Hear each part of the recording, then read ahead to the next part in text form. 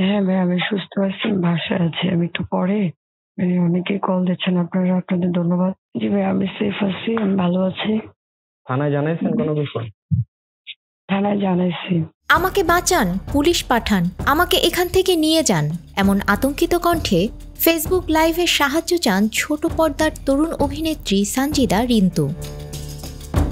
রোববার সন্ধ্যার দিকে নিজের ফেসবুক অ্যাকাউন্ট থেকে তিনি সরাসরি সম্প্রচারে এসে কান্নাজড়িত কণ্ঠে নিজের উপর নির্যাতনের অভিযোগ করেন, কিন্তু কিছুক্ষণ পর সেই লাইভ ভিডিওটি মুছে ফেলেন।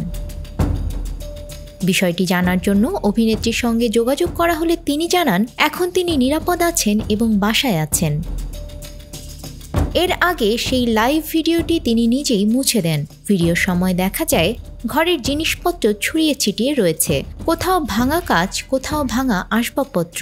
এ সময় দূরে বসেছিলেন তার স্বামী, যাকে তিনি লাইভে উল্লেখ করেন ডিভোর্স দেয়া ব্যক্তি হিসেবে।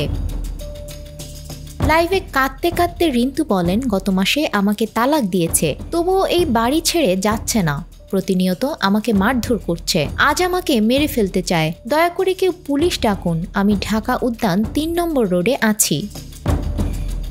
সানজিদা রিন্তু এর আগে বেশ কিছু টেলিভিশন নাটকে অভিনয় করেছেন, তবে এখনো খুব বেশি আলোচিত কোনো চরিত্রে তাকে দেখা যায়নি। ঘটনাটি সামাজিক যোগাযোগ মাধ্যমে ছড়িয়ে পড়ার পর নেটিজেনদের মধ্যে শুরু হয় আলোচনা।